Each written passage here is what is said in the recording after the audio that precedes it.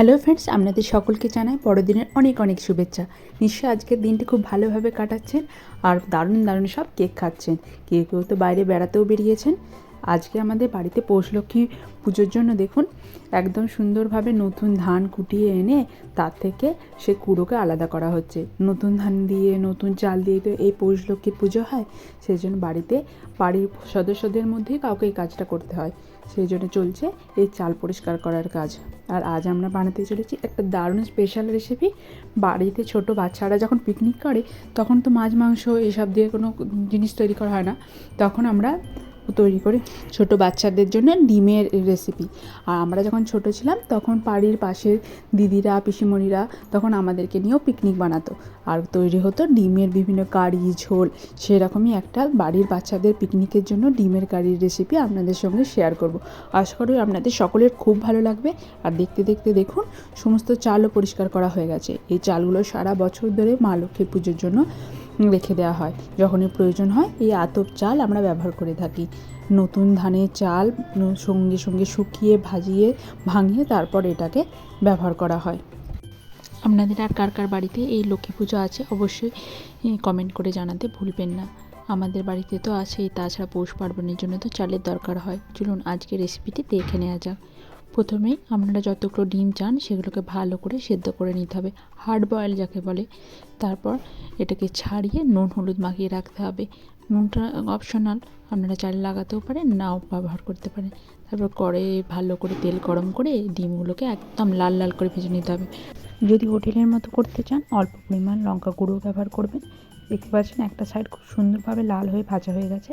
এটাকে উল্টে দিয়েছি, তাহলে অপর পিঠটাও খুব সুন্দর ভাজা হয়ে যাবে। ডিমগুলো ভাজা হয়ে গেলে ওই কড়াই থেকে তুলে নিয়ে ওই তেলে দিয়ে দেবো কুচনো পেঁয়াজ। ঝিরিঝিরি করে কুচবেন, তাহলে কারিটা খেতেও ভালো হয় আর পেঁয়াজগুলো একদম ব্রাউনভাবে ভাজা হয়ে যায় খুব ভালোভাবে। আর দেখুন আমি এটাকে খুন্তির সাহায্যে আরও একদম ছাড়া ঝাড়া করে নিচ্ছি, তাহলে খুব ভালোভাবে সমস্ত পেঁয়াজ একই রকমভাবে ভাজা যাবে। পেঁয়াজটা একদম গোল্ডেন ব্রাউন হয়ে আসলে আমরা বাকি মশলাগুলো দিয়ে দেবো। একটা জিনিস খেয়াল রাখবেন, বাচ্চাদের জন্য যখন বাবা করছে তখন লঙ্কা একদম দেবেন না, আর দিলেও কাঁচা লঙ্কা দেবেন, যাতে ওটা ঝাল না হয়। পরবর্তীকালে বড়দের যখন প্রয়োজন পড়বে লঙ্কাটা ডলে নিলেই হয়ে যাবে। ছোটো ডিমের জন্য নিয়েছি একটা বড় সাইজের পেঁয়াজ আর একটা মাঝারি পেঁয়াজ। দুটো পেঁয়াজ ছিল, আর ছিল 6 কুচি মতো রসুন আর অল্প পরিমাণ আদা, তার সঙ্গে জিরে, হলুদ আর ধনে গুঁড়ো। আর নিয়েছিলাম টমেটো সস। আপনারা চাইলে গোটা টমেটো ব্যবহার করতে পারেন।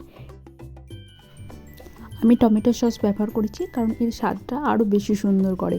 আপনারা অবশ্যই চিকেন কষা বা এই ডিমের কারি এই ধরনের কোনো রেসিপি ট্রাই করলে অল্প পরিমাণ টমেটো সস দিয়ে দেখবেন, তাতে দেখবেন টেস্টটা আরও বেশি এনহান্স হয় আর একদম হোটেলের মতো খেতে হয়। কিন্তু সমস্ত কিছু বাড়ির একদম অল্প স্বল্প উপকরণ দিয়ে আমি ডিমের মশলাটা দিয়ে কষিয়ে নিয়েছি। অল্প পরিমাণ জলও অ্যাড করেছি, যাতে মশলাটা একদম শুকিয়ে যেয়ে একদম খরা খরা না হয়ে যায়। দেখুন দেখতে দেখতে তেল এখানে ছেড়ে দিয়েছে, একদম গায়ে গায়ে একদম হয়ে গেছে খুব সুন্দরভাবে। এরপর ডিমগুলো দিয়ে কষিয়ে নিতে হবে। আমি এখানে ডিমগুলোকে ফাটিয়ে নিইনি, কিন্তু আপনারা চাইলে ডিমের গায়ে একটা করে চিরাও লাগাতে পারেন।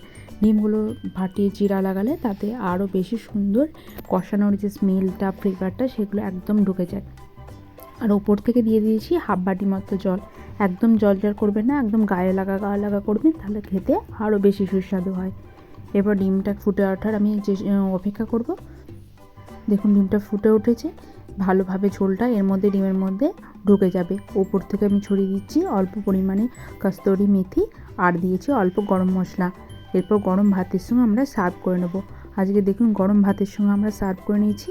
আজকের রেসিপিতে ছিল ভাত, আলু উচ্ছে ভাজা, বাঁধাকপির সবজি, সমস্ত শীতকালীন সবজি দিয়ে চচ্চড়ি, ডিমের কারি আর টমেটো আমসত্ত্বর চাটনি।